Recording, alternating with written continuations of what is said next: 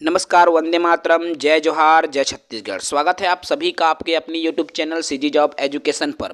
पर्यावरण अध्ययन और शिक्षण शास्त्र की कंटिन्यू क्लास हम ले रहे हैं। यूनिट 1 हमारा कंप्लीट हो गया है। आज की सेशन में हम यूनिट 2 पर बात करेंगे। साथियों, आज का हमारा यूनिट 2 रहेगा पर्यावरण के बारे में बच्चे की क्या समझ होती है, इस पर चर्चा करेंगे। तो देर न करते हुए आज की सेशन की शुरुआत करेंगे। जो भी साथी पहली बार हमारे चैनल पर हैं, वीडियो को पहली बार देख रहे हैं, चैनल को सब्सक्राइब कीजिए, लाइक कीजिए, अपने अन्य मित्रों तक भी शेयर कीजिए। तो चलिए, बिल्कुल निःशुल्क कक्षा आप सबके लिए प्रोवाइड हो रही है। शुरू करते हैं। आज का हमारा टॉपिक है इकाई 2, जिस पर बात कर रहे हैं पर्यावरण के बारे में बच्चे की समझ। अर्थात बच्चे जो है पर्यावरण के बारे में क्या समझ रखते हैं, उनकी क्या अवधारणा पर्यावरण को लेकर रहती है। तो देखो, बच्चे की जो समझ है, बच्चे पर्यावरण के बारे में समझ विकसित करें, इसके लिए निम्न बातों का होना जरूरी। अर्थात बच्चे पर्यावरण में इंटरेस्ट ले, उनके लिए कुछ बातें जरूरी हैं जिसके वजह से बच्चों में पर्यावरण के प्रति रुचि जागृत होती है। एक तो होता है बच्चों में जिज्ञासा हो, और जिज्ञासा नहीं है तो बच्चों में जिज्ञासा उत्पन्न कराया जाए। ठीक है, बच्चे पहले अगर जिज्ञासु होंगे तभी वो पर्यावरण के बारे में जानेंगे, सवाल करेंगे कि ये होता कैसे है। ठीक है, खोजी प्रवृत्ति, चूंकि उसको उसके परिस्थिति में रहना है, उनके वातावरण में रहना है, ऐसे में उनकी प्रवृत्ति खोजने वाली हो। जैसे ऐसे चिड़िया के नाम बताओ बेटा जो कि तुम देखे हो, इस तरह से आप वो खोज करेंगे ना, अपने आसपास के माहौल में वो खोज करेंगे। अर्थात बच्चे में खोजी प्रवृत्ति हो, लगातार प्रश्न पूछने का गुण भी उनमें आना चाहिए, और नए ज्ञान का सृजन, अर्थात वो नए नए ज्ञान स्थापित करे पर्यावरण के परिप्रेक्ष्य में, पर्यावरण को देखकर। ठीक है, तो ये 4 जो हमने जरूरी बातें रखी हैं, जो जिसके वजह से कि बच्चे में समझ बनती है। अर्थात बच्चे की समझ इन्हीं 4 बिंदुओं पर निर्भर है। इन्हीं 4 बिंदुओं के आधार पर बच्चे पर्यावरण के प्रति समझ स्थापित करते हैं। ठीक है, अब बच्चों का जो दृष्टिकोण कैसा होता है पर्यावरण के प्रति, देखिए बच्चे क्या करते हैं, अपने आसपास की चीजों को देखते हैं, उनके प्रति वो बच्चों की प्रतिक्रिया है। अर्थात बच्चे जिस परिवार में रह रहे हैं, उन परिवार के रिश्ते नातों की समझ रखते हैं, क्योंकि रिश्ते नाते भी पर्यावरण का हिस्सा है। बच्चा जिस मोहल्ले में रहता है, उस मोहल्ले में लोगों से रिश्ते नाते रखता है। इसके अलावा साथियों, बच्चा जिस वातावरण में रह रहा है, उस वातावरण में भी बच्चा जो है प्रतिक्रिया करता है। और बच्चे के मामले में जिन पियाजे ने एक बात कही है, क्योंकि जिन पियाजे ने बच्चों के मामले में बहुत ही गहन अध्ययन किया, और अध्ययन करने के बाद पियाजे ने यह पाया कि जैसे जैसे बच्चे की उम्र बढ़ती है तो बच्चे के सोच में परिवर्तन होता है। अर्थात भाई, कोई बच्चा जब छोटा होगा उनकी सोच अलग होगी, लेकिन जब बच्चा बड़ा हो जाएगा तो उनकी सोच भी बदल जाएगी, है ना। तो यही चीजें जिन पियाजे ने कहा है कि जब बच्चा बड़ा होने लगता है उनकी सोच बदलने लगती है। और पियाजे जब बच्चों से सवाल पूछा तो पाया कि बच्चे जो जवाब देते हैं वह 3 भागों में, देखो पियाजे ने जो बच्चों द्वारा पर्यावरण के संदर्भ में जवाब जब मांगा, प्रश्न पूछा गया, तो बच्चों के 3 प्रकार के 3 स्तर के उत्तर उनको प्राप्त हुआ। और क्या क्या स्तर प्राप्त हुआ, पहले तो पूरी तरह से मानव निर्मित। जब उनसे पूछा गया तो बच्चे पूरी तरीके से मानव निर्मित पर्यावरण के बारे में बताया। जैसे घर बताया, ठीक है, परिवार बताया, रिश्ते नातों की बात की, तो ये पूर्णतः मानव निर्मित पर्यावरण है जिसके बारे में बच्चा बताए। क्यों? क्योंकि भाई बच्चा अभी परिवार से जुड़ा है, समाज से जुड़ा है, और केवल उन्हीं चीजों को वो बता पा रहा है। ठीक है, उसके बाद मानव निर्मित और प्राकृतिक दोनों का मिश्रण भी बताया। ठीक है, अर्थात कुछ बच्चे अब ये स्तर के हिसाब से रहते हैं। ठीक है, थोड़ा बच्चे जब बड़े हो गए, अब उन्होंने मानव निर्मित तो बताया ही साथ जो नेचुरल तरीके से जो एटमॉस्फेयर निर्मित होता है, पर्यावरण जो निर्मित हुआ है, उन दोनों के मिला जुला रूप पर भी बात किया। इसके अलावा एकदम प्राकृतिक भी बताया कि ये जो पेड़ पौधे हैं, नदियां नरवा है, एमन सब पर्यावरण है। इस तरह से जब बच्चे से सवाल पूछा गया तो सवाल के जवाब जो मिला उसको 3 भागों में जिन पियाजे ने विभाजित किया है, डिवाइड किया है। ठीक है, आगे बात करते हैं। देखिए, अब जब बच्चे पर हम बात करें 7 से 8 साल के बच्चे की पर्यावरण के प्रति क्या समझ होती है। अब 7 या 8 साल के बच्चे कहने का तात्पर्य है दोस्तों, ये बच्चा पहली दूसरी में अध्ययनरत है। चूंकि आप सबको पता है पहली और दूसरी में पर्यावरण नहीं पढ़ते, लेकिन बच्चों को पर्यावरण के बारे में समझ देना है। अर्थात बच्चा पर्यावरण के बारे में, एक 7-8 साल का बच्चा, पहली दूसरी का बच्चा पर्यावरण के बारे में क्या समझ रखता है। तो देखिए, एक 7 साल का जो बच्चा है पर्यावरण के बारे में, 7 साल की बच्ची पर्यावरण के बारे में क्या और कितना जानता है, अर्थात बच्चों की जो समझ है, उनके नजरिया क्या है पर्यावरण को लेकर। वास्तव में बच्चा पर्यावरण के बारे में बहुत कुछ जानता है। देखो, चूंकि ये जो 7 या 8 वर्ष की उम्र है, इसमें क्या करता है, बच्चा स्कूल आता है। नए नए बच्चे होते हैं जो स्कूल आते हैं, तो अब उनको मतलब वो पर्यावरण नहीं पढ़ रहा, फिर भी वो पर्यावरण से जुड़ा हुआ बहुत सारी चीजें जानता है। अब इन चीजों में क्या हो सकता है, जैसे पशु पक्षी के नाम, बच्चे को ये पता है कि ये गरवा है, कि ये भैंसा है, कि छेरी है, कि बोकरा है ना भाई। क्यों? बच्चे को पशुओं के बारे में आभास है, उनको पशुओं के बारे में जानकारी है। ठीक है, दूसरा आता है इसमें रिश्ते नाते की जानकारी उनको है। अर्थात पशुओं की जानकारी तो है, साथ ही साथ वो ये जान गया कि ये मेरा नाना नानी है, ये मेरा दादा दादी है, ये मेरा चाचा चाची है, ये मेरा पापा मम्मी है। मतलब उनको रिश्ते नातों की भी समझ हो गई है। एक 7-8 वर्ष का बच्चा उनको, मतलब देखो, पशु पक्षी का ज्ञान है उनको, प्राकृतिक रूप से पर्यावरण का ज्ञान है, रिश्ते नातों का उनको ज्ञान है, उनको मानव निर्मित पर्यावरण का ज्ञान हो गया, ठंडा और गर्म चीज का ज्ञान है। जब आप उसको उसके सामने चाय रखोगे तो वो जान लेगा कि ये गर्म होगा। क्यों? क्योंकि उनको ज्ञान है। जब आप उसके सामने कोई ठंडा पदार्थ रखोगे वो जान जाएगा कि ये ठंडा है, छुएगा, स्पर्श करेगा, उनकी भाप से वो पता लगा लेता है कि ये ठंडा है या गर्म है। उनको पर्यावरण की शिक्षा नहीं दी गई है, क्योंकि वो केवल प्राइमरी में पहली और दूसरी कक्षा में है। ऐसे में उनको पर्यावरण के बारे में बहुत कुछ समझ निर्मित हो जाता है। इसके अलावा एक बच्चा रंग के बारे में भी बच्चा जान जाता है। अर्थात ये कौन सा रंग है, कुछ प्रमुख रंगों के बारे में बच्चा परिचित होता है। स्कूल आते ही जिसको पर्यावरण की कोई शिक्षा नहीं दी गई है, वो केवल और केवल अपने माहौल, अपने वातावरण में रह करके पर्यावरण के बारे में इतनी जो समझ है वो स्थापित कर लेता है। यातायात के साधन के बारे में वो जान लेगा। अगर आप उनसे पूछो कि बेटा मैं जांजगीर जाऊँ कैसे जा सकत है, वो बोलेगा बस से जा सकत हस, गाड़ी से जा सकत हस, टेम्पू से जा सकत। तो कई तरीके से वो यातायात के साधनों के बारे में भी बता सकता है, जिसको उन्होंने देखा है।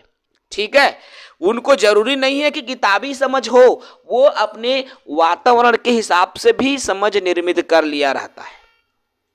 इसके अलावा जब एक गांव के बच्चे, विशेषकर गांव के बच्चे को जब हम पूछें फसल कहाँ उगती है, उनको उस चीज के बारे में भी जानकारी है। क्यों? वो छोटा था तब जो है अपने वातावरण में वो धान के फसल देखा थे, साग भाजी देखा थे। हमन पूछबो अगला कि लाल भाजी कहाँ होते, जानदारी बता दी मोर बारी में, धान कहाँ, खेत में। क्योंकि उनको फसल का भी ज्ञान होता है। इसके अलावा आस पड़ोस के बारे में जब आप उनसे पूछो वो बता देता है। घर के काम की वस्तु के नाम भी उनको पता है। बहुत सारे ऐसे चीजें जिनके बारे में उनको पता है कि उनको बोलोगी बेटा मलिया लान ओ ले आई, बेटा गिलास लान ओ ले आई, बेटा थारी लान ओ ले आई। क्योंकि उनको उस चीज का ज्ञान है, जो घर के काम की वस्तु है उसके बारे में उसको जानकारी है। खिलौने कहाँ मिलता है ये भी वो बता सकता है, क्योंकि कभी अपने मम्मी पापा के साथ दशहरा में गए होंगे, मेले में गए होंगे, ठीक है, तो उनको उस चीज की जानकारी है कि खिलौना हमको कहाँ मिलता है। इसके अलावा मोबाइल और टीवी कैसे चलता है, आजकल तो नान लड़का जो स्कूल नहीं जाए वो भी मोबाइल चलाना सीख गए हमसे ज्यादा। तो मोबाइल और टीवी जैसे इलेक्ट्रॉनिक्स डिवाइस के भी बारे में बच्चों को जानकारी हो जाती है, और ये कोई स्कूल में सिखाई नहीं जाती। बिना सीखे बच्चा जिस परिवेश से कक्षा में आया है वो उसी परिवेश से ये सब कुछ जान के आता है, ठीक है। इसके अलावा बच्चे को त्योहार के बारे में भी पता है कि होली त्योहार में का करथन, दिवाली में का करथन, सब कुछ उनको पता है। इसके अलावा बच्चे को लिंग के बारे में, जेंडर के बारे में भी पता है कि ये लड़का है कि लड़की है, ठीक है, वो देखेगा तो बता देगा कि ये लड़का है कि लड़की है। इसके अलावा खाने पीने की चीज़ों की भी जानकारी है कि ये रसगुल्ला है कि ये जलेबी है। कुछ प्रमुख चीज़ें जो अपने वातावरण में वो देखा है, खाया है परिवार में, तो उन सभी चीज़ों के बारे में बच्चा जानता है। तो इतने चीज़ें जो मैंने अभी टू द पॉइंट बताया है, इतने चीज़ों के बारे में अगर बच्चा जान रहा है तो हम ये कभी नहीं कह सकते कि बच्चा पर्यावरण के बारे में कुछ नहीं जानता। ये तो उन्होंने अपने वातावरण में पढ़कर, वातावरण में पढ़ा मतलब वातावरण में देखकर अवलोकन करके ये चीज उसने जाना है, किताबी नॉलेज नहीं है। क्योंकि बच्चा पहली कक्षा में आया, बच्चा 6-7 साल की उम्र का है, पहली दूसरी स्तर का है, जिसको पर्यावरण की शिक्षा पहली दूसरी में नहीं दी जाती है, फिर भी बच्चे को इतना ज्ञान पर्यावरण के बारे में कैसे? वो उनके वातावरण से मिला, उनके परिवार से मिला, उनके माहौल से मिला, ठीक है। तो ये चीजें बच्चा जानकर आता है, अर्थात पर्यावरण के प्रति बच्चे का नजरिया है जो बच्चा जानता है, ठीक है। अब हम बात करें कैसे पता करें कि बच्चा पर्यावरण के बारे में क्या क्या जानता है। देखो, अब हमको कैसे हम जाने कि जो बच्चा है पर्यावरण के बारे में क्या क्या जानता है, पर्यावरण के बारे में उनकी क्या क्या समझ है, इसका पता हमको करना है। तो ये पता करने के लिए या तो हम बच्चों का सर्वे कार्य कर सकते हैं, बच्चों से पूछ के हम कर सकते हैं, उनका टेस्ट ले सकते हैं, पूछ के विश्लेषण करके पर्यावरण के प्रति बच्चे के समझ के बारे में हम जान सकते हैं। भाई कोई भी बच्चा है, आप बच्चे के पास गए, बच्चे के पास जाकर आप उनसे पूछोगे कि बेटा रंग के बारे में जानते हो, बताओ तो क्या क्या रंग होता है, बताएगा। कुछ बच्चे ऐसे भी मिलेंगे आपको जो रंगों की पहचान भी अच्छे से कर पाते हैं, तो इस तरह से उनकी समझ होती है। अगर हम चाहें नदी तालाब में रहने वाले जीवों की सूची बना सकते हैं, सर्वे कार्य करके बच्चों से पूछकर, ठीक है, तो ये कार्य भी किया जा सकता है। तो नदी तालाब में रहने वाले जो जीव है उनकी सूची बनवा कर भी हम पता कर सकते हैं। इसके अलावा जंगल में रहने वाले जीवों के नाम की सूची से कुछ बच्चे जान लेते हैं कि बताओ जंगल में कौन, तो शेर, एक दो का नाम बच्चे बोल सकते हैं। जीवधारियों के खान पान, अर्थात कोई भी जीव जंतु क्या क्या खान पान है, वो क्या खाता होगा, क्या पीता होगा, इसके बारे में भी हम बच्चों से पूछ करके सूची बना सकते हैं। रीढ़ वाले जानवरों के बारे में तो बच्चा नहीं जान पाएगा, ठीक है, तो कुछ चीजें जिसके बारे में बच्चे को जानकारी है उनके बारे में बच्चे से हम पूछकर जानकारी ले सकते हैं, ठीक है। चलिए आगे बात करेंगे बच्चे कैसे सीखते हैं। अब बच्चे की सीखने के बारे में हम बात कर रहे हैं, तो बच्चे आखिर सीखते कैसे हैं। तो बच्चे बच्चे नए चीजें सीखने के लिए बहुत उत्सुक होते हैं। अक्सर आप देखना जो बच्चे होते हैं ना, छोटे बच्चे सीखने के लिए बहुत ज्यादा उत्सुक होते हैं, एक्साइटेड होते हैं। जो एकदम शिशु होते हैं ना, छोटे बच्चे, जैसे उनको पानी दिखाई दिया, पानी को ही छूने लगेगा, आग दिखाई देगा, उनको पता नहीं है कि आग है, लेकिन वो कोशिश करने लगता है। ये छोटे की बात। जब वो बड़ा भी होता है ना, पहली दूसरी में जाता है, तो भी वो बच्चा इतना उत्साहित होता है, उत्सुक होता है किसी चीज को सीखने के लिए, जानने के लिए, कि वो सिर्फ बड़ी ही बातें दोहराते या नकल नहीं। देखो वो क्या करता है, बड़ों बड़ों की बातें सिर्फ दोहराते या नकल नहीं करते, बल्कि उसको सीखने की उत्सुकता होती जो बच्चे में होती है, और इसी वजह से वो दोहराने लगते हैं। अक्सर देखना, जैसे जैसे हम बोलेंगे ना कि किसी अपने रिश्तेदार के नाम जैसे हम बोल देंगे, उसके नाम, जैसे हमारे फूफा है मान लो, तो हम उसको फूफा बोलेंगे तो छोटा बच्चा भी फूफा बोलने लगेगा, क्योंकि वो आपका नकल कर रहा है। रिश्ते की समझ वो आपसे जानना चाह रहा है, क्योंकि उसको उत्साह है, वो उत्सुक है उस कार्य को करने के लिए। ठीक है, तो इस तरह से बच्चे जो उत्साहित होकर सीखते हैं, उत्तेजित होकर सीखते हैं। ठीक है, पर्यावरण की कक्षा। अब हम बात करें जो 6 से 7 साल के उम्र के बच्चे हैं उनको, और उनसे बड़े उम्र के बच्चे। ठीक है, पर्यावरण की कक्षा क्या होनी चाहिए कि बच्चे पर्यावरण के प्रति एक समझ स्थापित कर सके। तो किसी भी विद्यालय में पर्यावरण की जो कक्षा है वो कैसी होनी चाहिए, कुछ बिंदुओं के माध्यम से मैंने रखने का प्रयास किया है। देखिए, बच्चों की सक्रिय भागीदारी हो, अर्थात बच्चे जो है एक्टिव होकर के उस कार्य को करें। अगर आप मान लो आप पर्यावरण सिखा रहे हो, बच्चे को पर्यावरण की कक्षा ले रहे हो, और आप कुछ भी गतिविधि करवाओगे, जैसे मान लीजिए मैंने पर्यावरण सिखाया, बेटा 5 प्रकार के अलग अलग पेड़ पौधों के पत्ते को एकत्र करो, कलेक्ट करो।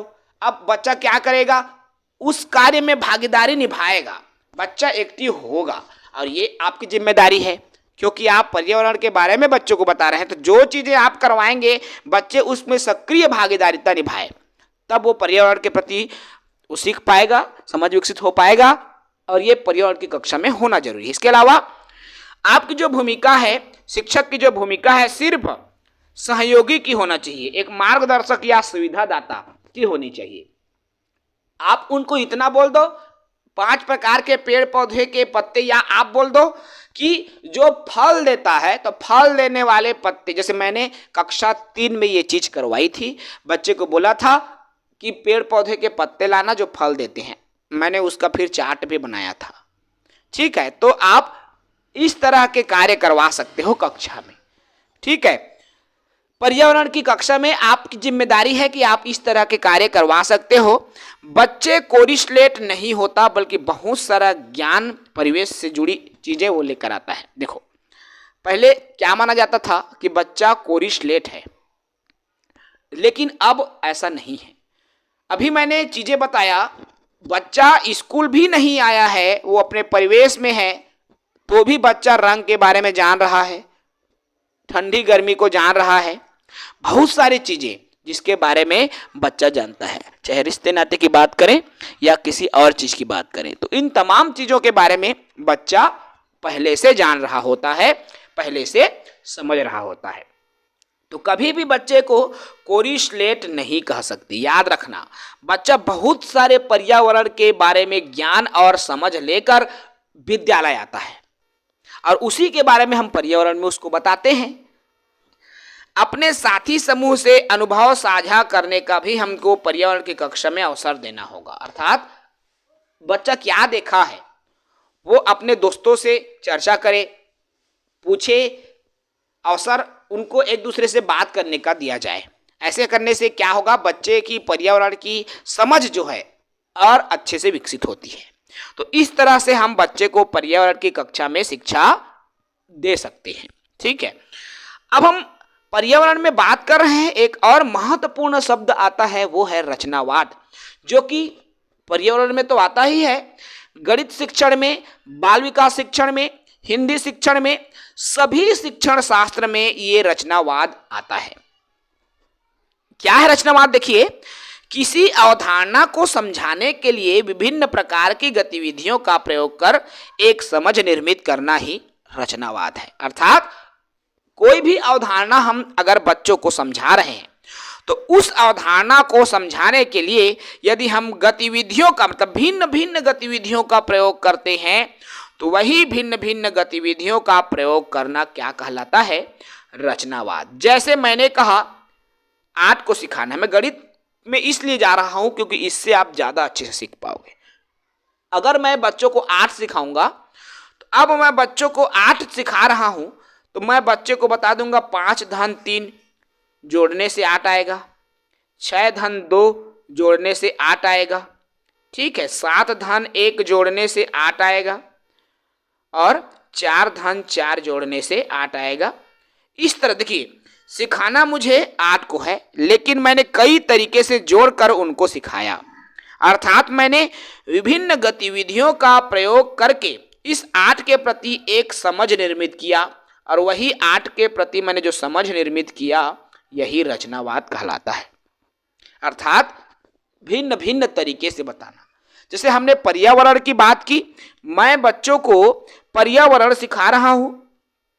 अब मैंने इस पर्यावरण में बच्चे से जो बात की, जैसे तुमने घर देखा है बेटा, यस, तुमने रिश्ते नाते जानते हो अपने मम्मी पापा चाचा चाची को, तो यही सब चीजें पर्यावरण है। मैंने भिन्न भिन्न तरीके बताए, तो ये इसी से क्या करेगा, बच्चा सीखेगा, और यही रचनावाद है। मतलब रचनात्मक तरीके से, क्रिएटिव तरीके से एक्टिविटी निर्मित करना, और उसी एक्टिविटी के थ्रू बच्चों को जब हम सिखाते हैं तो वो कहलाता है रचनावाद। और रचनावाद की जो अवधारणा है वह निम्न तरीके से बनती है। और कौन कौन से तरीके से? 2 तरीके से बनती है, स्कीम और स्कीमा। याद रखना, बहुत ही इंपॉर्टेंट सेशन है, स्कीम और स्कीमा। आज अगर आपने समझ लिया, कभी नहीं भूलेंगे। स्कीम क्या है? ये कोई योजना वाला स्कीम नहीं है ना, कि आप ये सोच रहे होगे कि पेंट शर्ट मिला थे तो एक ठन स्कीम है कि एक के साथ एक फ्री, इसना कोई स्कीम न है। ये पढ़ने वाली स्कीम है। देखो, किसी अवधारणा को भिन्न भिन्न स्थिति में लागू करना स्कीम कहलाता है। अभी मैंने जो चीजें कहा, 8 की अवधारणा को मैंने कहा, इसको कई स्थिति में मैंने लागू किया। 6 धन 2, 4 धन 4, 7 धन 1, ठीक है, 5 धन 3। तो 8 को मैंने भिन्न भिन्न स्थिति में लागू किया, तो यही भिन्न भिन्न स्थिति में लागू करना क्या कहलाता है? स्कीम कहलाता है। अब भाई स्कीम ही तो रचनावाद है ना, तो यही चीजें स्कीम है। देखो, फूलों के रंग की समझ, जैसे फूलों, अब मान लो फूलों के रंग की समझ कैसे होगी? देखिए, बच्चा जब छोटा था उन्होंने क्या देखा? गुलाब देखा, और गुलाब देखा वो लाल गुलाब देखा, ठीक है, उसने क्या देखा? गुलाब। अब शुरू बार उसने गुलाब देखा, पहली बार तो उसने गुलाब को लाल देखा, फिर कहीं घूमने गया होगा, लाल के बाद पीला गुलाब देखा, सफेद गुलाब देखा, नीला गुलाब देखा, तो कई तरीके से उसने गुलाब देखा। तो अब उनके माइंड में एक अवधारणा बन गया कि गुलाब कई रंगों के होते हैं। तो इस तरह से बच्चे में स्कीम विकसित होती है, ठीक है। स्कीमा क्या होता है? देखिए, लगभग स्कीम की ही तरीके से हम स्कीमा को कह सकते हैं। जैसे किसी अवधारणा की स्कीमा उस अवधारणा या उनके गुणों और अन्य अवधारणाओं के साथ उसके संबंधों को लेकर किसी व्यक्ति की समझ स्कीमा कहलाता है। उसकी रेखा चित्र प्रस्तुति ना।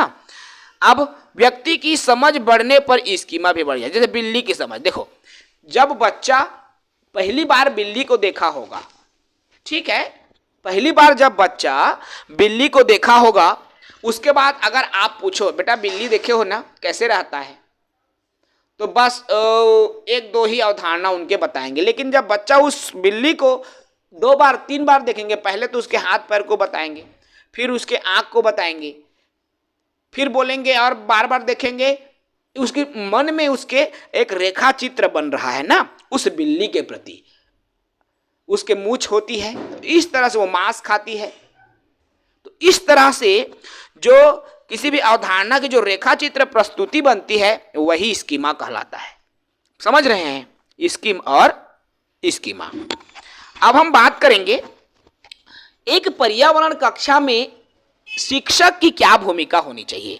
शिक्षक कैसे पर्यावरण की कक्षा में अपनी भूमिका बनाए, बच्चों को कैसे शिक्षा दे, तो शिक्षक के संदर्भ में मैं बात कर रहा हूं। तो देखो, चुनौतियों का सामना करने योग्य, भाई पहली भूमिका तो एक शिक्षक की ये होना चाहिए कि बच्चों को चुनौती से जूझने के लिए योग्य बनाए। अर्थात बच्चों के सामने पर्यावरण से रिलेटेड ऐसे टास्क दें, ऐसे कार्य दें कि बच्चा उस कार्य को करे, है ना। अर्थात उनके सामने चुनौती रखे। तो ये भी एक पहला कहना चाहिए शिक्षक का कर्तव्य हो जाएगा, शिक्षक की भूमिका हो जाएगी पर्यावरण कक्षा में कि बच्चों को चुनौती दे। बच्चों के अनुभव को कक्षा में स्थान दे। अब बच्चों को अवसर दिया जाए, बच्चों को बोलने का अवसर दिया जाए कि बेटा आज तुमने क्या क्या देखा। तो बच्चा बताएगा सर मैं आत रहे हो तो एला देखे हो, भालू देखे हो कि गाय देखे हो, कुकुर देखे हो। तो बच्चा अपना अनुभव शेयर करेगा कक्षा में। तो बच्चे को ये मौका दिया जाए। बच्चों में जिज्ञासा उत्पन्न करना भी शिक्षक की जिम्मेदारी है। बच्चे कैसे जिज्ञासु हो ये शिक्षक तय करेगा। शिक्षक क्या करेगा, बच्चों के सामने ऐसी परिस्थिति लाएगा कि बच्चा जिज्ञासा वश उस कार्य को करे, ललक वश उस कार्य को करे। ठीक है, ये शिक्षक का कर्तव्य होना चाहिए। इसके अलावा बच्चों को बोलने का अवसर दिया जाए। भाई उनको अपने अनुभव को, वो अनुभव है बच्चा को पर्यावरण के बारे में, अब वो बच्चा बोलकर उसको कह सके। और आपकी भूमिका सिर्फ एक गाइड करने वाले, एक फैसिलिटेटर, एक मार्गदर्शक की होना चाहिए। आप एक सिखाने वाले शिक्षक नहीं हैं, आप सिर्फ एक मार्गदर्शक हैं बच्चों के लिए। ठीक है, ये जो शिक्षक की भूमिका होनी चाहिए बच्चों के प्रति। आगे बात करेंगे दोस्तों। देखो बच्चों की आवाज और अनुभव। अब बच्चे जो है आवाज और उनका अनुभव क्या है। देखो बच्चे अपने आसपास के चीज और आसपास की घटना जो घटित हो रही है ना, बच्चे उसको बारीकी से देखते हैं कि क्या हो गया, कैसे क्या घटना घटी है। और बच्चे को जब बोलने का अवसर दोगे ना तो बच्चे खुलकर उसके बारे में बताते हैं। ठीक है, जैसे कुछ भी हुआ, सर मैं आत रहे हो तो आज एक जन साइकिल ले गिर गई, मैं आत रहे हो तो कैसे हो गई। तो छोटे से जो बच्चे होते हैं ना, वो अपनी बातों को, और हमेशा कोशिश करना, इसमें से मेरे साथ जुड़े हुए साथी में से बहुत सारे ऐसे होंगे जो छत्तीसगढ़ी बोलने में हिचकिचाते हैं, लेकिन अगर आप गांव में हो, याद रखना बच्चे अगर छत्तीसगढ़ी में बात कर रहे हैं, गांव के शिक्षक हो, तो उनकी भाषा को आप प्रोत्साहित करो, डांटो नहीं। बच्चा अपने मातृभाषा में ही अनुभव को शेयर कर पाता है, हिंदी में वो नहीं शेयर कर पाएगा। इसलिए बच्चे जिस भाषा में भी बोल रहे हैं उनके उस भाषा को आप कक्षा में स्थान दो, तभी बच्चा बेहतर तरीके से पर्यावरण की समझ विकसित कर पाएगा। ठीक है, तो बच्चे के बारे में जानने का अवसर एक शिक्षक को मिलता है जब बच्चा अपना अनुभव शेयर करता है, घटनाओं के बारे में वो बात करता है। अब देखो शिक्षक की भूमिका पर तो हमने बात किया, अब समाज और वयस्क की क्या भूमिका होती है, समाज के लोगों की क्या भूमिका होती है। तो बच्चे कभी भी रट कर नहीं सीखते, इस बात को याद रखना, बल्कि बच्चे क्या है रचनावादी तरीके से, जैसे अभी मैंने कहा, रचनावादी तरीके से समझकर क्रिएटिव तरीके से बच्चा सीखता है, चीजों को देखता है, समझता है और सीखता है। रचनावादी ढंग से सीखने का अर्थ मैंने बता दिया। बच्चे क्या करते हैं, समझता है किसी चीज को और समझने के बाद वो क्या करता है, आत्मसात करता है। तो ये सीखने की प्रक्रिया है जो बच्चों में पाई जाती है। तो इसमें आपकी क्या भूमिका होगी या फिर इसमें समाज की क्या भूमिका होगी। तो बच्चों की दक्षता के आधार पर उनको गतिविधि दिया जा सकता है, उनको कार्य दिया जा सकता है। स्कैफोल्डिंग तो बहुत ही बेस्ट तरीका है। अपने से बड़े बच्चों को जब मार्गदर्शन देते हैं ना तो वो स्कैफोल्डिंग कहलाता है, और ये आप कर सकते हो। आपके बच्चों के परिवार के माता पिता कर सकते हैं बच्चों के साथ, और बच्चों को स्वयं हमको अवसर देना है। तो इससे क्या होगा दोस्तों, बच्चा सीखेगा। ठीक है, तो चलिए आज के सेशन को हम यही समाप्त करेंगे। पर्यावरण के संदर्भ में बच्चे की जो समझ है, अगला टॉपिक हमारा चलेगा इकाई यूनिट 3 पर बात करेंगे। इस वीडियो को मैं इतना ही रखता हूं। जो साथी नए हैं, वीडियो को पहली बार देख रहे हैं, चैनल को सब्सक्राइब कर लीजिए। नेक्स्ट वीडियो में फिर मिलेंगे। जय हिंद, वंदे मातरम।